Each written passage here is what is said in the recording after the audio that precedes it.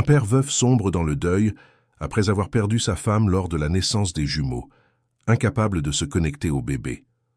Lorsqu'une aide soignante inattendue arrive et conquiert les petits avec une empathie sincère, la maison retrouve peu à peu la vie. Mais une menace déguisée en aide tente de détruire ce nouveau départ, jusqu'à ce qu'un secret révélé change tout. Avant de commencer cette histoire, n'oubliez pas de vous abonner à notre chaîne, de laisser un like sur la vidéo, c'est très important pour nous, et dites-nous depuis quelle ville vous regardez cette histoire. Dans la pénombre de l'après-midi parisien, l'hôtel particulier de Neuilly-sur-Seine ressemblait à une demeure abandonnée, bien que ses habitants occupassent encore chaque pièce. Étienne Mercier arpentait les couloirs de marbre, tel un fantôme de sa propre vie, ses pas résonnant dans le vide entre les murs qui avaient un jour vibré de rire et de projets d'avenir. 3 mois s'étaient écoulés depuis le départ de Caroline, laissant derrière elle 2 petits êtres venus au monde au moment exact où elle lui disait adieu.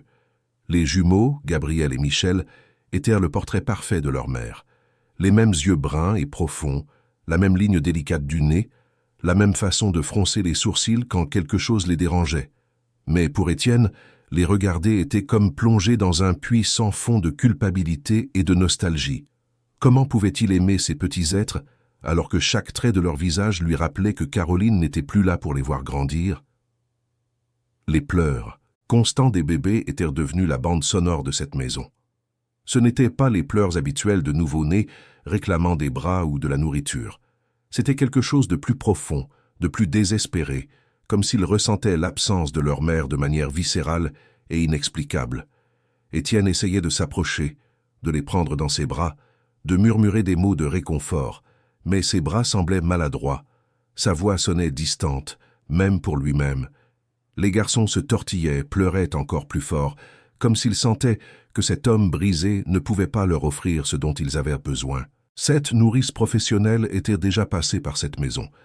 La première, Madame Marthe, avait tenu 15 jours avant d'avouer à Étienne qu'elle n'avait jamais vu de bébé aussi inconsolable.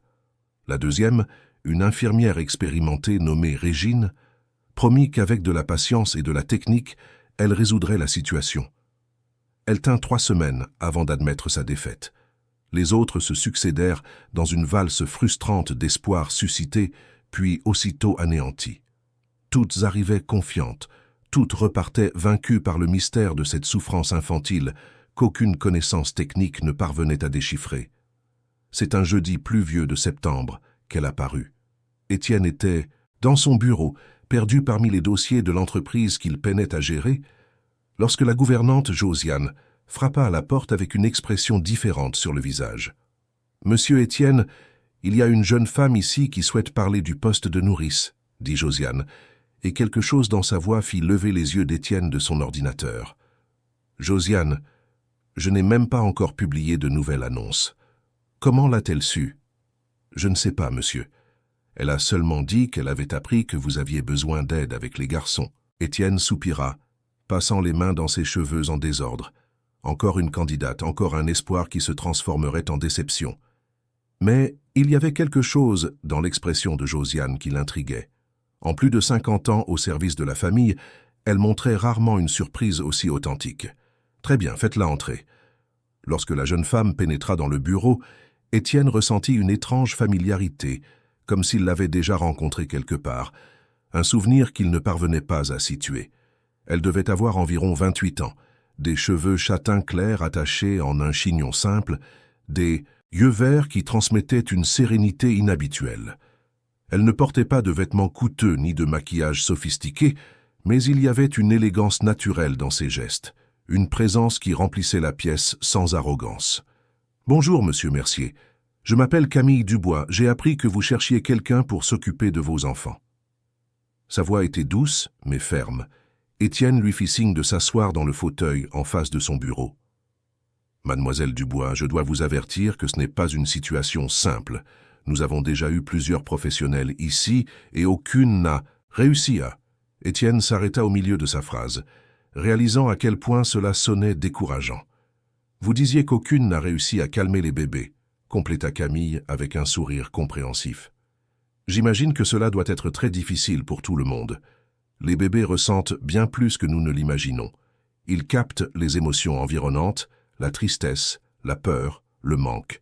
Parfois, ils ont besoin de quelqu'un qui comprenne ce langage. Étienne fut surpris par la naturalité avec laquelle elle parlait de sentiments. Les autres candidates se concentraient toujours sur les techniques, les horaires, les méthodes scientifiques de puériculture. « Vous avez de l'expérience avec des situations difficiles ?» Camille baissa le regard un instant et Étienne vit une ombre passer dans ses yeux verts. « J'ai l'expérience de l'abandon, monsieur Mercier. Je sais ce que c'est que de grandir en sentant qu'il manque quelque chose d'essentiel, et je crois que parfois, ceux qui ont vécu le manque peuvent reconnaître ce même manque chez les autres. » Il y avait une honnêteté brute dans ces mots qui toucha quelque chose d'endormi dans la poitrine d'Étienne. Avant qu'il ne puisse formuler une réponse, les pleurs des jumeaux résonnèrent dans le couloir, ce son déchirant qui était devenu le pire moment de ces journées. « Il pleure, » dit Camille, en se levant instinctivement. « Il pleure tout le temps, » répondit Étienne avec une amertume qui le surprit lui-même. Josiane doit être en train d'essayer de les calmer, mais puis-je les voir? La question fut posée avec une telle simplicité qu'Étienne ne sut comment refuser. Ils marchèrent ensemble dans les couloirs jusqu'à la chambre des bébés, où Josiane berçait Gabriel dans ses bras, tandis que Michel pleurait dans son berceau. Le désespoir dans la voix des deux garçons était à fendre le cœur. « Madame Josiane, pouvez-vous me donner Gabriel ?» Josiane regarda Étienne qui hocha la tête.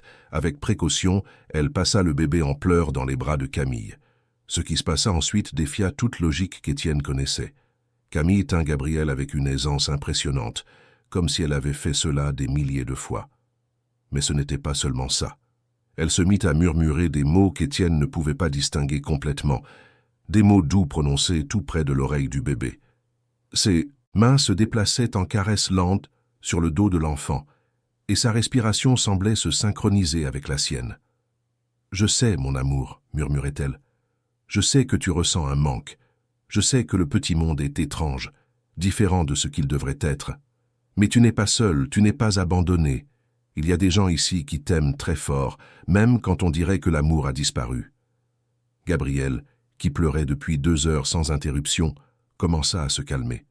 D'abord, ce furent des sanglots entrecoupés, puis une respiration plus tranquille, jusqu'à ce que, à l'étonnement de toutes les personnes présentes, il cesse complètement de pleurer.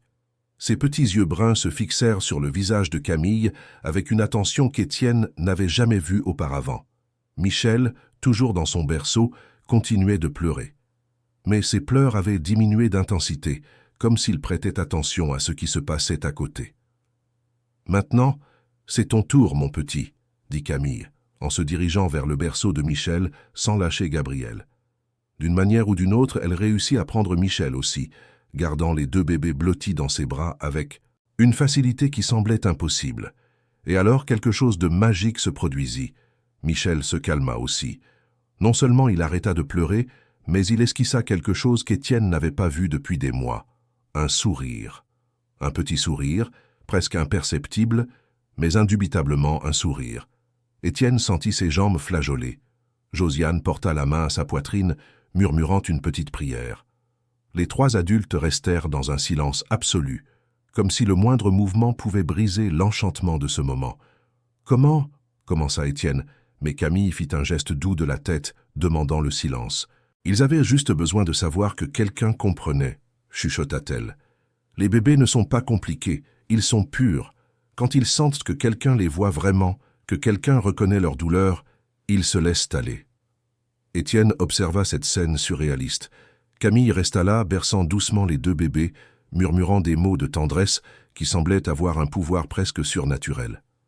Gabriel ferma les yeux et s'endormit. Michel le suivit bientôt. Pour la première fois depuis leur arrivée au monde, les jumeaux dormaient en même temps, en paix, sans cette expression de souffrance qu'Étienne avait appris à craindre. Camille se dirigea vers les berceaux et, avec des mouvements d'une extrême délicatesse, y déposa chaque bébé. Ils restèrent endormis, respirant tranquillement, avec les expressions sereines qu'Étienne avait imaginé qu'ils devraient avoir depuis leur naissance. « Mademoiselle Dubois, » dit Étienne, et sa voix sortit plus rauque qu'il ne l'aurait voulu. « Quand pouvez-vous commencer ?»« Je peux commencer maintenant, si vous le permettez. » Cette nuit-là, pour la première fois depuis des mois, le silence s'installa dans l'hôtel particulier de Neuilly-sur-Seine. Mais ce n'était pas le silence lourd et oppressant qu'Étienne avait appris à haïr. C'était un silence de paix, un silence qui promettait des possibilités. Étienne resta éveillé tard, non pas à cause des pleurs de ses fils, mais parce qu'il ne pouvait s'empêcher de penser à la facilité avec laquelle Camille avait accompli ce qu'aucun professionnel expérimenté n'avait réussi. Il y avait en elle quelque chose qui allait au-delà des techniques ou des connaissances, quelque chose qui touchait directement à ce dont les bébés avaient besoin, une compréhension authentique. Quand il s'endormit enfin, Étienne rêva de Caroline pour la première fois sans cauchemar. Dans le rêve, elle souriait et murmurait quelque chose qu'il ne pouvait pas entendre complètement, mais qui ressemblait à « Elle est venue comme je l'avais promis ». Il se réveilla sans comprendre le rêve, mais sentant, pour la première fois depuis le départ de sa femme, qu'il y avait peut-être de l'espoir pour cette famille brisée. Camille Dubois avait apporté quelque chose qu'aucun d'eux ne savait qu'il cherchait, la possibilité de cicatriser des blessures qui semblaient impossibles à guérir. Le premier jour de cette nouvelle phase ne faisait que commencer. Et Étienne était loin d'imaginer comment cette femme mystérieuse transformerait non seulement la vie de ses fils, mais aussi sa propre compréhension de l'amour, de la perte et des nouveaux départs. Les semaines suivantes apportèrent une transformation aussi graduelle que profonde dans l'hôtel particulier de Neuilly-sur-Seine. Étienne se réveillait chaque jour en s'attendant à entendre les pleurs désespérés des jumeaux, mais il était accueilli par des sons qu'il avait oubliés qu'ils existaient. Des gazouillis joyeux, de petits rires discrets et, plus impressionnant encore, le silence confortable de bébés satisfaits. Camille s'était installée dans la chambre d'amis près de celle des enfants, et sa présence semblait irradier une énergie différente dans toute la maison. Elle ne se contentait pas de s'occuper des bébés. Elle les comprenait d'une manière qui défiait toute explication logique. Quand Gabriel se réveillait au milieu de la nuit, elle savait instinctivement s'il avait faim, sommeil ou juste besoin d'être pris dans les bras. Michel, plus sensible et pleurnichard, se calmait rien qu'au son de sa voix fredonnant doucement des chansons qu'Étienne n'avait jamais entendues auparavant. « D'où viennent ces chansons que tu leur chantes ?» demanda Étienne un matin, en observant Camille nourrir Michel pendant que Gabriel jouait tranquillement dans son berceau. « Ce sont des chansons que j'inventais quand j'étais petite, » répondit-elle sans lever les yeux du bébé. « Quand je me sentais perdu ou effrayé, je créais des mélodies dans ma tête. La musique a toujours été ma façon de me calmer. » Étienne remarqua l'ombre qui passa sur son visage en mentionnant son enfance, mais il n'insista pas. Il avait appris que Camille portait ses propres cicatrices et respectait le mystère qui l'entourait. Ce qui importait, c'était le miracle quotidien qu'elle opérait avec ses fils. Josiane, qui travaillait pour la famille depuis des décennies, confia à Étienne qu'elle n'avait jamais rien vu de tel. « Monsieur Étienne, c'est comme si elle parlait la langue des bébés, » disait la gouvernante, secouant la tête émerveillée. « Et regardez comme ils ont changé. Gabriel essaie déjà de s'asseoir tout seul, et Michel sourit à quiconque s'approche. Avant, il ne faisait que pleurer. » C'était vrai. Gabriel était devenu un bébé curieux et actif, essayant toujours d'attraper les objets colorés que Camille disposait autour de son berceau. Michel, bien que toujours plus réservé, avait développé un sourire lumineux qui faisait fondre le cœur de n'importe qui. Mais le plus impressionnant était la façon dont ils réagissaient à la présence de leur propre père. Au début, Étienne gardait encore une distance prudente. La peur de ne pas réussir à créer le lien nécessaire le paralysait. Mais Camille, avec sa délicatesse naturelle, commença à l'inclure progressivement dans la routine des soins.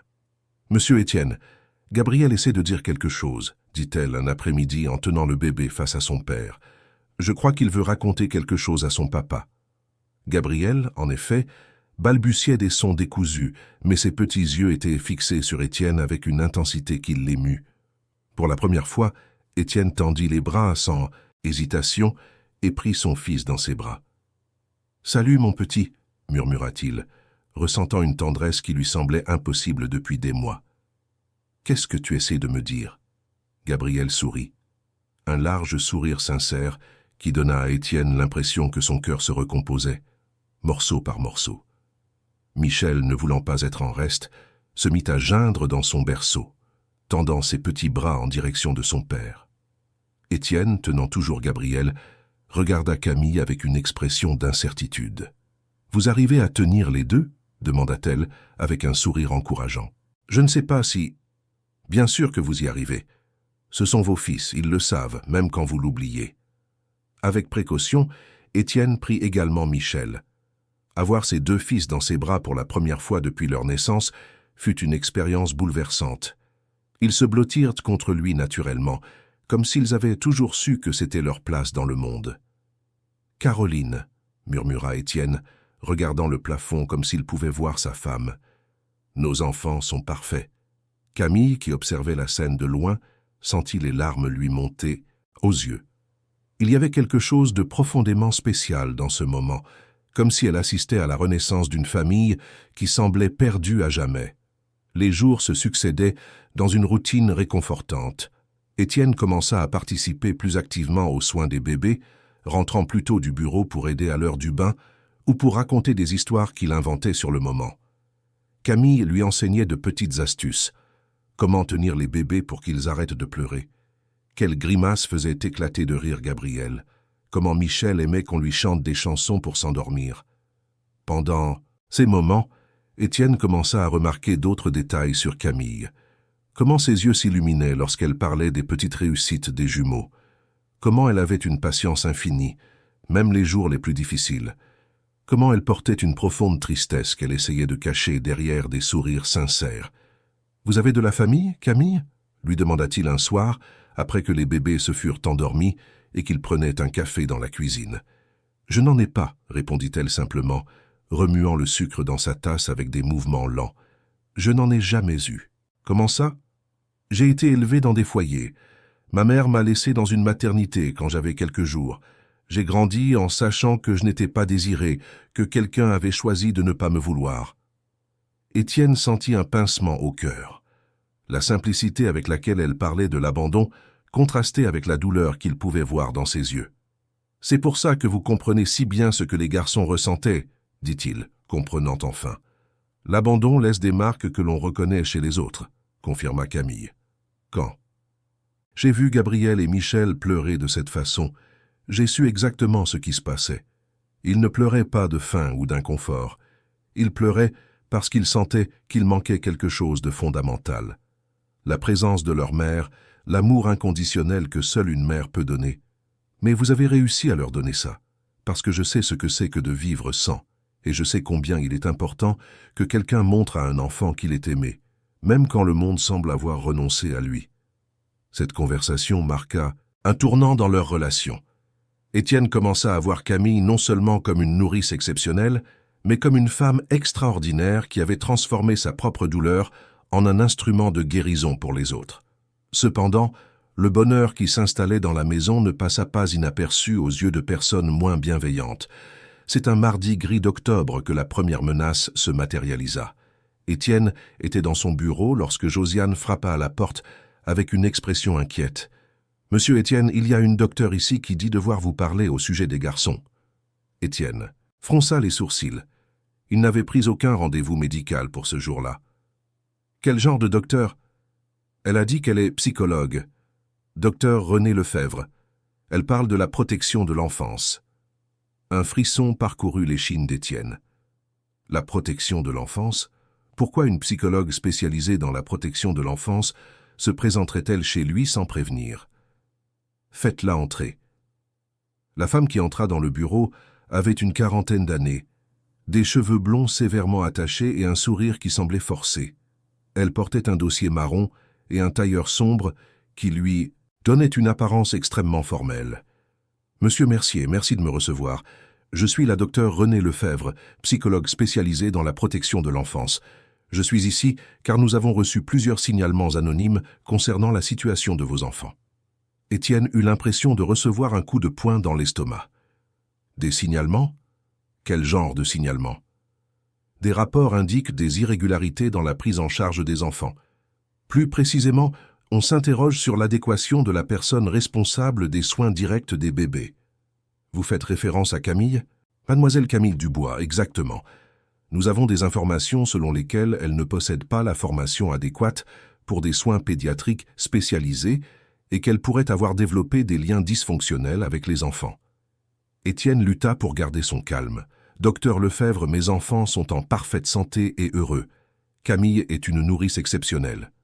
Je comprends votre perception, monsieur Mercier, mais des liens excessivement intenses entre les soignants et les enfants peuvent être préjudiciables au développement émotionnel des petits. Les enfants doivent apprendre à gérer les séparations et ne peuvent pas dépendre exclusivement d'une seule figure.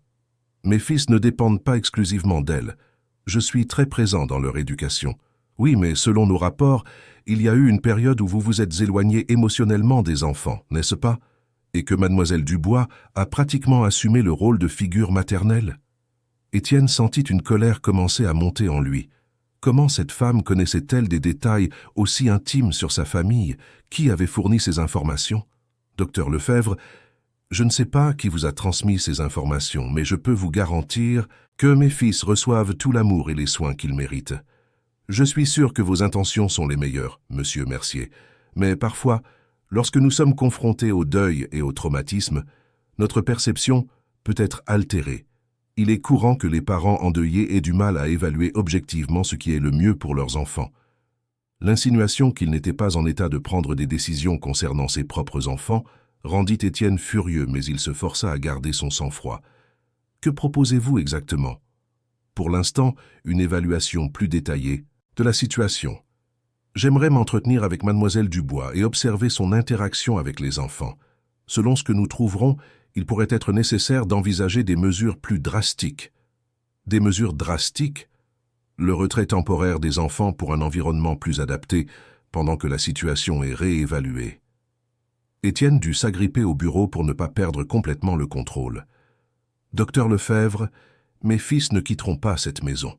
Ils sont en sécurité, aimés et soignés. Je comprends votre résistance, mais je dois vous rappeler que l'intérêt des enfants prime sur tout autre intérêt. Si nous considérons qu'il y a des risques pour leur bien-être, nous avons l'autorité légale pour intervenir. La menace voilée rendit l'air du bureau tendu et lourd.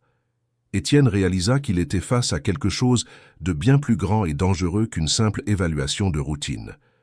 Quand comptez-vous faire cette évaluation? Demain matin, s'il n'y a pas d'objection. Et si je m'y oppose? Vous avez le droit de vous y opposer, mais cela pourrait être interprété comme un manque de coopération avec les autorités compétentes.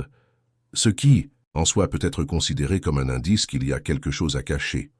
Étienne comprit qu'il était pris dans une partie d'échecs dont il ne connaissait pas les règles et où chaque mouvement pouvait être utilisé contre lui. Très bien. Demain à 9 heures. Après le départ de la psychologue, Étienne resta seul dans son bureau, essayant de digérer ce qui venait de se passer. Comment était-il possible que quelqu'un remette en question les capacités de Camille, la personne même qui avait sauvé sa famille du désespoir? Il monta à la chambre des bébés, où il trouva Camille en train de jouer avec les jumeaux sur le tapis coloré. Gabriel essayait de ramper vers un mobile musical, tandis que Michel observait tout avec ses grands yeux attentifs. La scène était d'une normalité et d'un bonheur qui contrastait brutalement avec les accusations qu'il venait d'entendre. « Camille, nous devons parler. » Elle perçut immédiatement le ton inquiet dans sa voix et se leva, laissant les bébés sous le regard attentif de Josiane. Dans le bureau, Étienne relata toute la conversation avec la psychologue. Il observa comment le visage de Camille pâlissait progressivement, comment ses mains se mirent à trembler légèrement. « Quelqu'un nous a dénoncés, » dit-elle à voix basse. « Quelqu'un qui connaît des détails sur notre routine, sur comment les choses étaient avant et comment elles sont maintenant. » Mais qui et pourquoi? Je ne sais pas, mais j'ai un mauvais pressentiment à propos de cette psychologue. Quelque chose dans toute cette histoire n'a pas de sens. Étienne était d'accord. Il y avait quelque chose dans l'attitude de la docteure Lefebvre qui le dérangeait profondément, quelque chose qui allait au-delà du professionnalisme attendu. « Qu'est-ce qu'on fait? »« On se bat, » dit Camille, et Étienne vit une détermination de fer dans ses yeux verts. « Gabriel et Michel sont votre famille. Ils sont ma famille maintenant aussi. Je ne laisserai personne détruire ça. » Cette nuit-là, alors que les bébés dormaient paisiblement dans leur berceau, Étienne et Camille restèrent éveillés, planifiant comment protéger la famille qu'ils avaient construite ensemble. Aucun des deux n'imaginait que la menace à laquelle ils faisaient face était bien plus grande et plus sinistre qu'une simple évaluation psychologique. La tempête qui s'approchait mettrait à l'épreuve non seulement leur capacité à protéger les enfants, mais aussi les sentiments qui avaient commencé à naître entre eux, des sentiments qu'ils n'avaient pas encore osé nommer. Le lendemain matin arriva chargé d'une tension qui semblait électriser l'air de la maison. Étienne avait à peine réussi à dormir, et Camille montrait également des signes d'une nuit blanche. Les jumeaux, comme s'ils pouvaient sentir l'appréhension des adultes, se réveillèrent plus agités que d'habitude, bien que toujours très loin du désespoir qu'ils manifestaient avant l'arrivée de Camille. À 9 heures précises, la sonnette retentit. Étienne descendit les escaliers d'un pas lourd, se préparant à une bataille dont il ne comprenait pas encore toutes les règles. La docteure Renée Lefebvre était à la porte, accompagnée d'une jeune femme qui se présenta comme son assistante et qui portait un porte-bloc rempli de formulaires. « Bonjour, monsieur Mercier. Voici Paula, mon assistante. Elle m'aidera dans l'évaluation d'aujourd'hui. » Étienne les conduisit au salon, où Camille attendait déjà avec les jumeaux. Gabriel jouait tranquillement sur ses genoux, tandis que Michel explorait un jouet coloré sur le tapis. La scène était d'une normalité et d'un bonheur familial absolu. « Mademoiselle Dubois, je suppose », dit la psychologue, s'adressant à Camille avec un sourire qui n'atteignait pas ses yeux.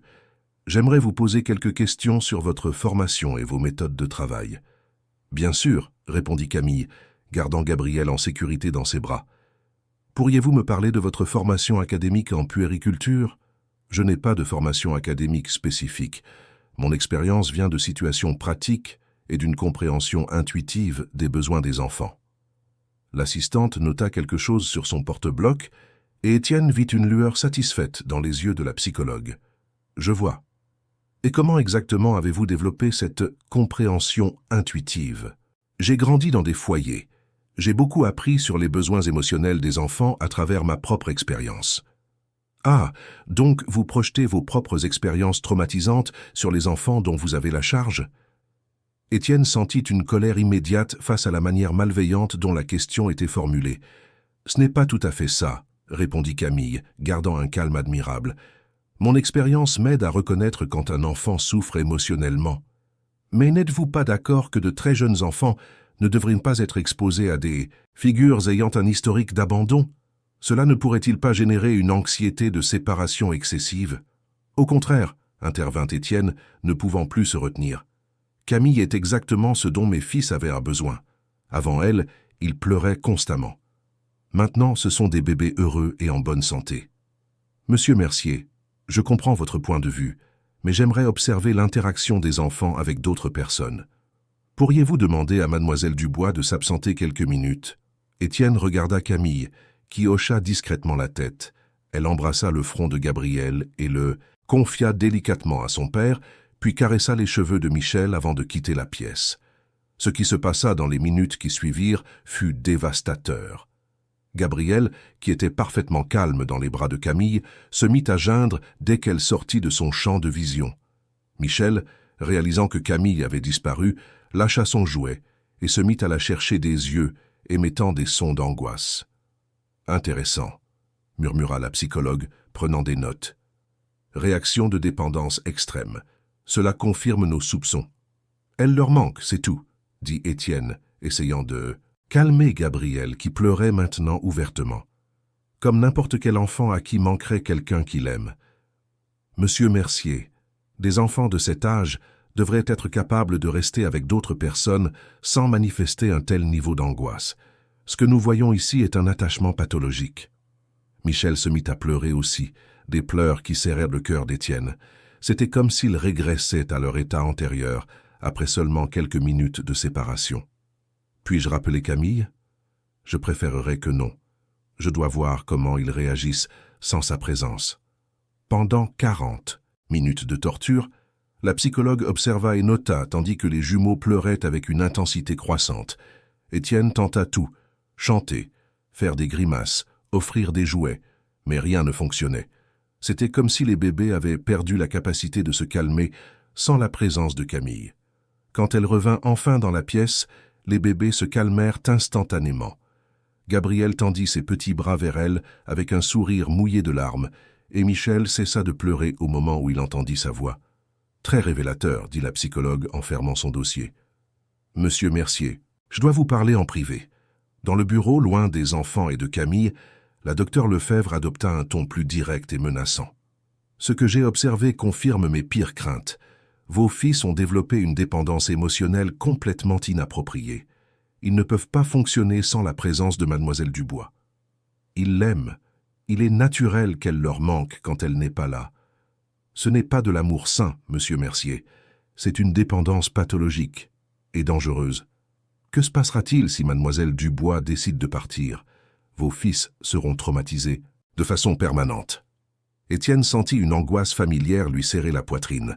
Le même sentiment d'inadéquation qu'il ressentait depuis la mort de Caroline revint avec force. « De plus, » continua la psychologue, « j'ai remarqué que vous semblez également dépendant d'elle sur le plan émotionnel.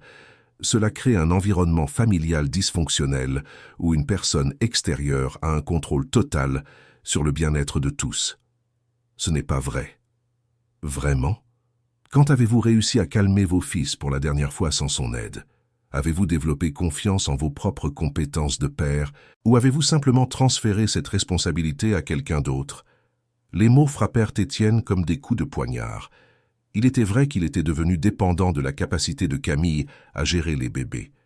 Il était vrai qu'il se sentait encore peu sûr de lui lorsqu'il devait s'en occuper seul. « Monsieur Mercier, je sais que c'est difficile à entendre, mais j'essaie de protéger vos enfants. Ils doivent apprendre à faire confiance à d'autres personnes, en particulier à leur propre père. Tant que mademoiselle Dubois sera présente, cela n'arrivera jamais. Que suggérez-vous? Qu'elle s'éloigne temporairement. Quelques semaines, peut-être un mois. Assez de temps pour que les enfants apprennent à s'attacher de manière appropriée à d'autres figures de soins. Ils seront désespérés sans elle. Au début, oui, mais les enfants sont résilients. Avec de la patience et de la constance, ils s'adapteront, et vous découvrirez que vous êtes parfaitement capable d'être le père dont vos enfants ont besoin. » Étienne passa les mains dans ses cheveux, se sentant perdu et confus. Il avait passé des mois à croire que Camille était le salut de sa famille, et maintenant une professionnelle. Spécialisée disait exactement le contraire. « Je dois réfléchir. » Bien sûr, mais ne tardez pas trop. Plus le temps passera, plus il sera difficile de rompre cette dépendance. Après le départ de la psychologue, Étienne resta seul dans son bureau, plongé dans un tourbillon de doutes et de culpabilité. Et si elle avait raison? Et s'il faisait du tort à ses enfants par peur d'affronter ses propres insuffisances en tant que père? Il monta à la chambre des bébés, où il trouva Camille fredonnant doucement tandis que les jumeaux dormaient paisiblement. La scène qui lui apportait autrefois la paix suscitait maintenant des questions douloureuses. « Camille, pouvons-nous parler ?» Elle le suivit jusqu'au bureau, et Étienne vit dans ses yeux qu'elle savait déjà ce qu'il allait dire. « Elle a réussi à vous convaincre, n'est-ce pas? » « Ce n'est pas qu'elle m'a convaincu, c'est que peut-être qu'elle a raison sur certaines choses. Peut-être que je vous ai transféré des responsabilités qui devraient être les miennes. Étienne, vous êtes un père merveilleux. J'ai vu comment vous avez grandi ces derniers mois, comment vous vous êtes rapproché des enfants. Mais toujours avec vous à proximité. Seul, je me sens encore perdu. » Camille resta silencieuse un long moment, et quand elle parla, sa voix était chargée d'une profonde tristesse. « Si vous croyez que je fais du mal à Gabriel et Michel, alors je dois partir. Ce n'est pas que vous faites du mal, c'est que peut-être qu'ils ont besoin d'apprendre à vivre sans dépendre autant de vous. Et vous, avez-vous aussi besoin d'apprendre à vivre sans dépendre de moi ?» La question frappa Étienne de plein fouet. Au cours des derniers mois, Camille était devenue bien plus qu'une nourrice. Elle était devenue sa confidente, sa source de force, la personne qui rendait possible d'affronter chaque nouvelle journée. Mais peut-être que la psychologue avait raison. Peut-être que cette dépendance était préjudiciable pour tout le monde. Peut-être que oui.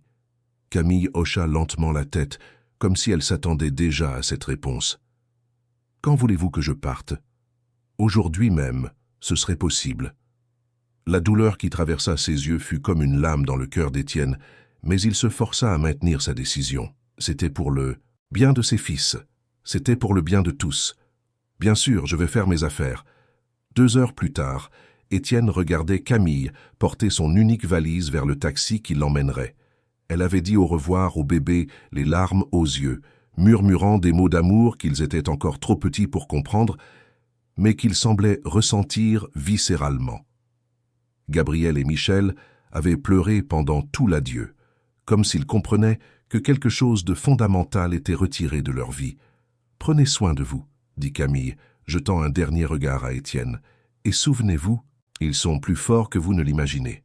Et vous aussi. » Le taxi partit, emportant avec lui la personne qui avait redonné vie à cette famille. Étienne resta sur le pas de la porte, tenant les deux bébés qui pleuraient inconsolablement, se demandant s'il avait pris la bonne décision. La réponse vint dans les heures qui suivirent. Gabriel et Michel entrèrent dans un état de désespoir qui fit revivre à Étienne ses pires cauchemars. Ils pleuraient sans cesse, refusaient de manger, ne parvenaient pas à dormir. C'était comme s'ils étaient revenus exactement à l'état antérieur à l'arrivée de Camille. Pendant 3 jours, Étienne tenta tout. Il engagea une nouvelle nourrice, appela des pédiatres, testa différentes méthodes pour calmer les bébés. Rien ne fonctionnait. Les jumeaux étaient entrés dans une sorte de dépression infantile qui effrayait tout le monde dans la maison. Josiane, voyant le désespoir des enfants, confronta directement Étienne. « Monsieur Étienne, avec tout le respect que je vous dois, vous avez commis une terrible erreur. Ces enfants souffrent d'une manière qui n'est pas naturelle. La psychologue a dit qu'ils s'adapteraient. Quel psychologue, monsieur? Quel genre de professionnel sépare des bébés de la personne qui les aime le plus au monde? C'est cette nuit-là, alors que les bébés pleuraient depuis des heures et qu'Étienne sentait qu'il allait devenir fou, que Josiane fit une suggestion inattendue. « Monsieur Étienne, pourquoi ne cherchez-vous pas dans les affaires de Madame Caroline? Parfois, quand nous sommes perdus, les réponses se trouvent là où nous nous y attendons le moins. » Étienne monta dans la chambre qui avait été celle de Caroline, un espace qu'il évitait depuis sa mort. Ses vêtements étaient encore dans l'armoire, ses livres sur l'étagère, ses objets personnels exactement, comme elle les avait laissés. C'est en fouillant dans un tiroir de la commode qu'Étienne trouva une boîte en bois qu'il ne se souvenait pas d'avoir vue auparavant. À l'intérieur, entre des photographies et de petits souvenirs, il y avait une enveloppe avec son nom écrit de l'écriture délicate de Caroline. Les mains tremblantes, il ouvrit la lettre. « Mon amour, Étienne, si tu lis ceci, c'est que quelque chose m'est arrivé pendant l'accouchement. Je sais que cela peut paraître étrange que j'écrive une telle lettre, mais ces derniers jours, j'ai fait des rêves très vifs et je préfère prendre mes précautions. Je veux que tu saches que, quoi qu'il arrive, nos enfants naîtront entourés d'amour. J'ai rencontré une personne très spéciale lors d'une de mes consultations à l'hôpital. Camille Dubois, une infirmière au cœur immense et d'une capacité incroyable à s'occuper des enfants. Nous avons beaucoup parlé et j'ai immédiatement senti que c'était quelqu'un en qui je pouvais avoir confiance. Étienne, si quelque chose m'arrive, cherche Camille. Elle a promis de s'occuper de nos bébés si j'en avais besoin. Ce n'est pas seulement une promesse professionnelle, c'est un engagement du cœur. Elle comprend la douleur d'une manière que peu de gens comprennent, et cela la rend spéciale. Il y a autre chose que tu dois savoir. Lors d'une de mes visites à l'hôpital, une psychologue est apparue en posant des questions étranges sur notre famille. Elle voulait connaître notre situation financière, nos projets pour les enfants, qui s'en occuperaient. Quelque chose dans son attitude m'a mise mal à l'aise. Quand j'ai demandé son nom à l'hôpital par la suite, on m'a dit qu'il n'y avait aucune psychologue avec le nom qu'elle m'avait donné. Fais attention à cette femme, Étienne. Quelque chose me dit qu'elle n'est pas digne de confiance. Prends soin de toi, mon amour. Prends soin de nos enfants. Et souviens-toi, le véritable amour apparaît de manière inattendue, et quand il se présentera, n'aie pas peur de l'accepter. Pour toujours tienne, Caroline. Étienne relut la lettre 3 fois avant que sa pleine signification ne s'impose à lui. Camille n'était pas apparue au hasard dans sa vie. Caroline l'avait envoyée, et la psychologue qui l'avait convaincu de l'éloigner était exactement la personne contre laquelle Caroline l'avait mise en garde. Il avait commis une terrible erreur. Non seulement il avait éloigné la personne que ses fils aimaient le plus, mais il était tombé dans le piège d'une femme dont Caroline se méfiait déjà depuis des mois. La lettre toujours en main, Étienne descendit les escaliers en courant et demanda à Josiane si elle savait où Camille était allée. « Je ne sais pas, monsieur, mais je peux essayer de le découvrir. » Ce fut la réceptionniste d'un des hôpitaux où Étienne avait appelé pour la chercher qui donna finalement une piste. « Ah, Camille Dubois. Elle travaillait ici jusqu'à il y a quelques jours. Elle a dit qu'elle quittait Paris. Je crois qu'elle est allée à Orléans, dans une auberge près de la gare routière. » Étienne n'hésita pas une seconde. Il laissa les bébés avec Josiane et une nouvelle nourrice et prit la voiture, conduisant comme un homme désespéré sur les routes menant à Orléans. Il devait trouver Camille. Il devait ramener la personne qui avait sauvé sa famille et qui l'avait éloignée par pure peur et insécurité. En conduisant, il pouvait entendre mentalement les pleurs de Gabriel et Michel, et il savait que chaque minute loin de Camille était une minute de plus de souffrance inutile pour ses fils. La lettre de Caroline brûlait dans sa poche, lui rappelant que le véritable amour, quand il apparaît, ne doit pas être rejeté par peur. Et Étienne savait maintenant, avec une certitude absolue, qu'il était amoureux de Camille Dubois, la femme que Caroline avait envoyée pour sauver non seulement ses fils, mais aussi sa propre âme. La fine pluie qui tombait sur Orléans cette nuit d'octobre rendait les rues glissantes et la visibilité difficile. Mais Étienne conduisait avec la détermination d'un homme qui avait enfin compris ce qui comptait vraiment. À chaque kilomètre parcouru, la lettre de Caroline semblait pulser dans sa poche, lui rappelant qu'il avait ignoré les signes les plus évidents et presque détruit la famille qu'il aimait tant. L'auberge du coin paisible se trouvait dans une rue tranquille près du centre d'Orléans, un simple bâtiment de 2 étages, à la façade jaune délavée et au jardin mal entretenu. Étienne gara la voiture et courut jusqu'à la réception où une dame d'âge moyen regardait la télévision derrière le comptoir. « Bonsoir, je cherche une cliente nommée Camille Dubois. » La réceptionniste l'examina avec une certaine méfiance avant de répondre « Chambre 16 au premier étage. Mais il est presque 11 heures du soir, jeune homme. C'est urgent. Une urgence familiale. » Étienne monta les marches 4 à 4, le cœur battant comme s'il allait exploser. Il s'arrêta devant la porte de la chambre 16 et prit une profonde inspiration avant de frapper. « Camille, c'est moi, Étienne. » Il entendit des pas lents, une longue pause, et enfin la porte s'ouvrit. Camille était en peignoir, les cheveux dénoués, les yeux rouges d'avoir pleuré. En le voyant, son expression passa par une succession rapide d'émotions. La surprise, l'espoir et enfin une prudence douloureuse. « Étienne, qu'est-ce que tu fais ici?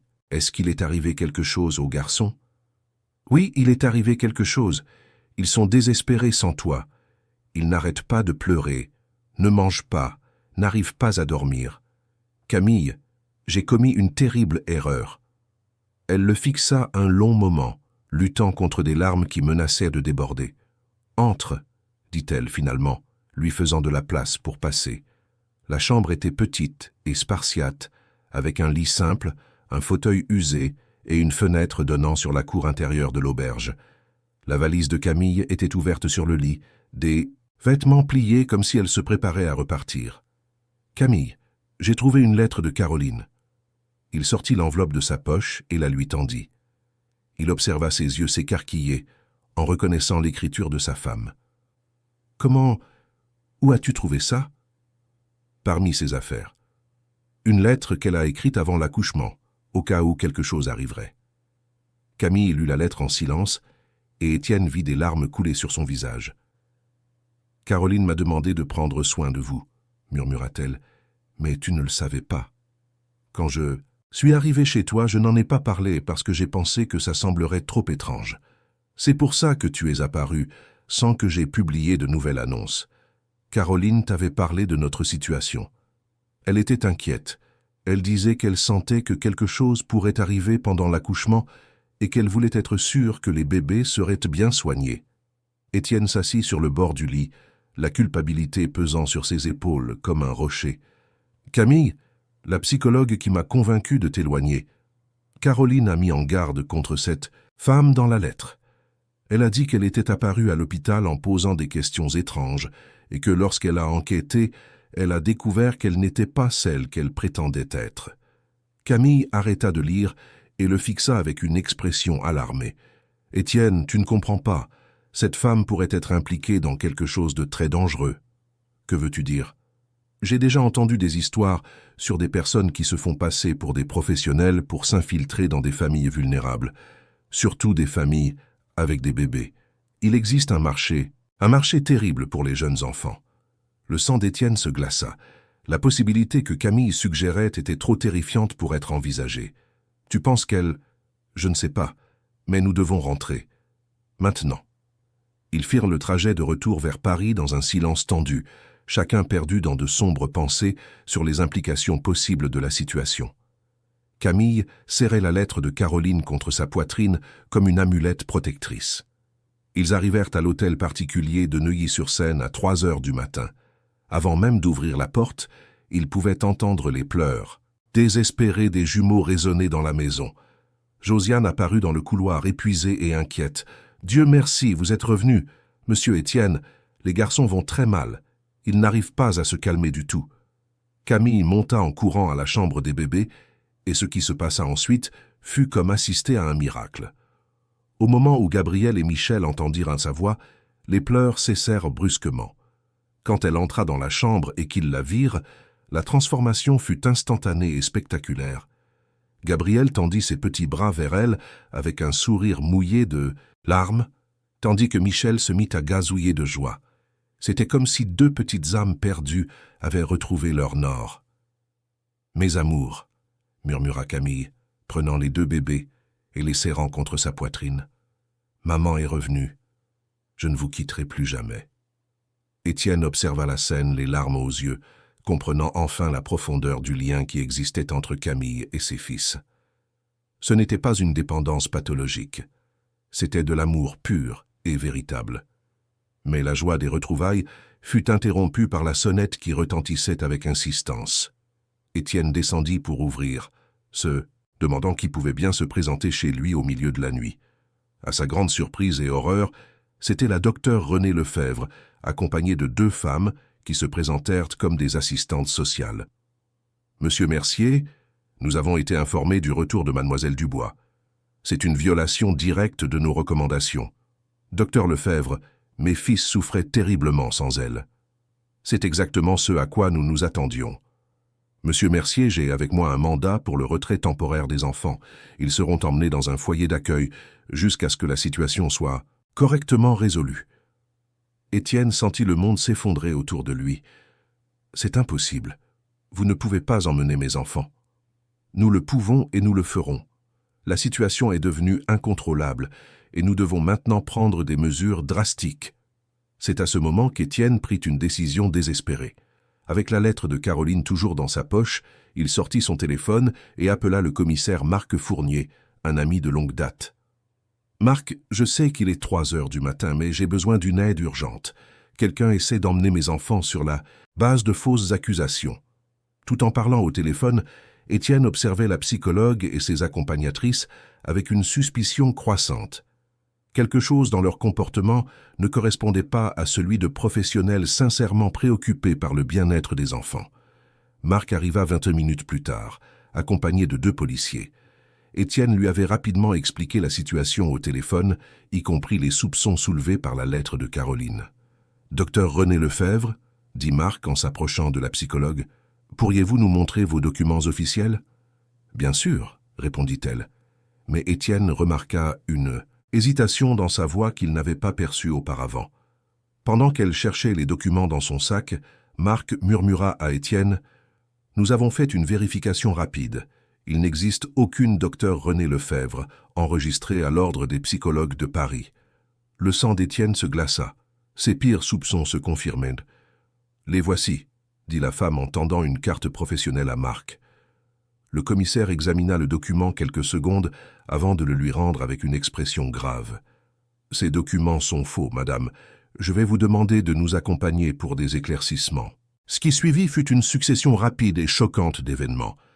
La fausse psychologue tenta de s'enfuir, mais fut arrêtée par les policiers. L'une des assistantes sociales tenta d'argumenter, mais Marc avait déjà demandé la vérification de leurs identités également. Sous interrogatoire au commissariat, la vérité éclata de manière terrifiante. La femme qui se faisait passer pour la docteure Renée Lefebvre était en réalité Sandra Moreau, impliquée dans un réseau international d'adoption illégale. Sa méthode consistait à identifier des familles vulnérables, en particulier des veuves ou des mères célibataires avec des bébés, et à créer des situations de séparation forcée entre parents et enfants. « Elle a tout avoué », rapporta Marc à Étienne le lendemain. « Le plan était de vous convaincre que vous faisiez du tort aux enfants, de vous séparer de Camille, puis de se présenter avec le faux mandat pour emmener les bébés. Ils avaient déjà des acheteurs aux États-Unis prêts à payer une somme énorme pour des jumeaux en bonne santé. Étienne eut la nausée en imaginant le destin qu'auraient eu ses fils s'ils n'avaient pas trouvé la lettre de Caroline à temps. Comment a-t-elle su pour notre famille? Apparemment, elle avait des contacts à l'hôpital où votre femme suivait sa grossesse. Quelqu'un a transmis des informations sur votre situation. Veuf récent, 2 bébés, famille riche. Le profil parfait pour son arnaque.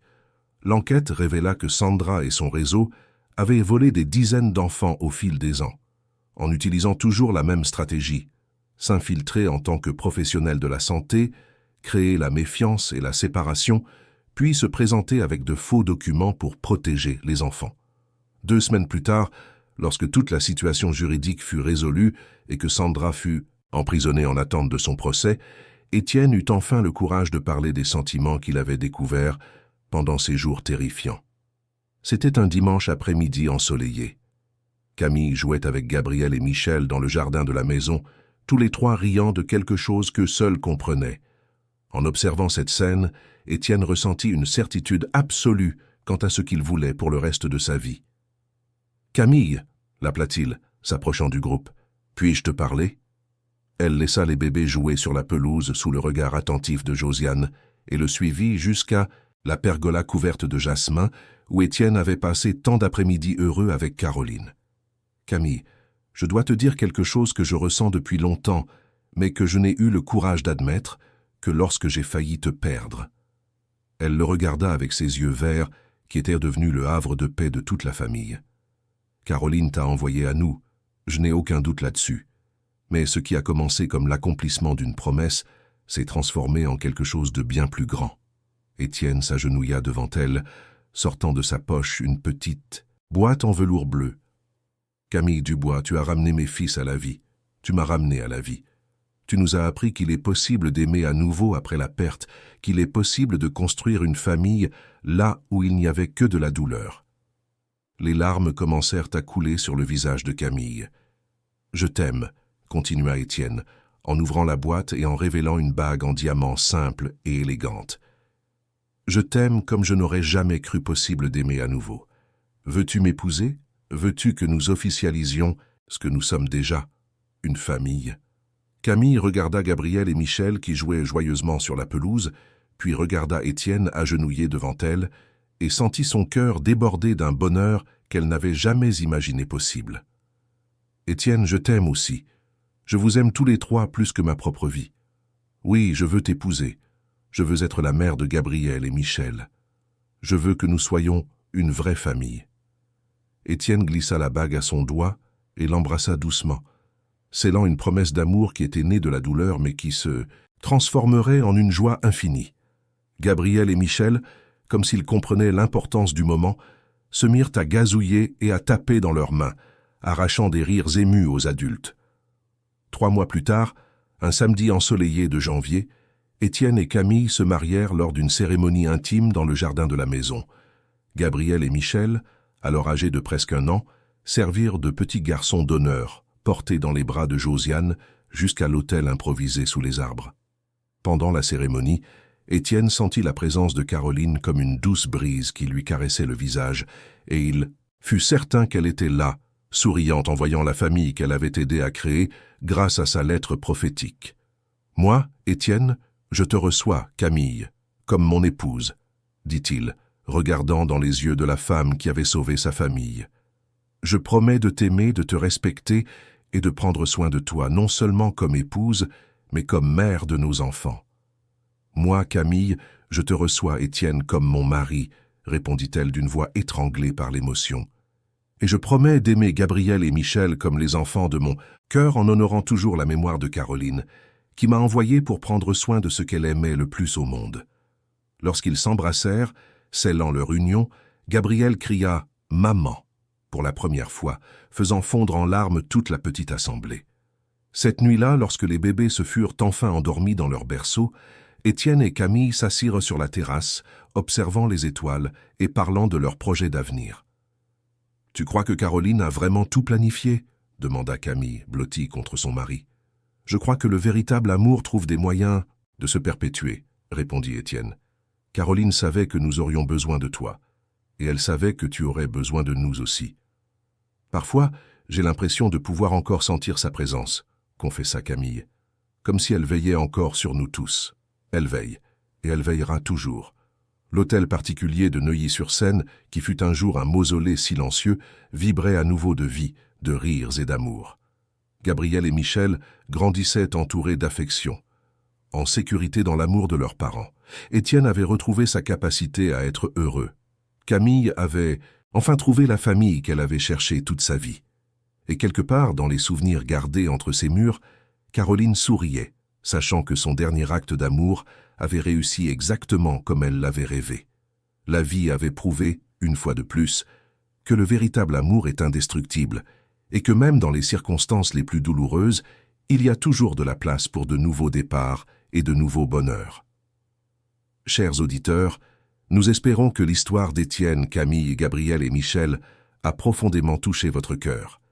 Si vous avez été ému par ce voyage d'amour, de perte et de renaissance, laissez votre like, abonnez-vous à notre chaîne et dites-nous dans les commentaires quel moment vous a le plus marqué.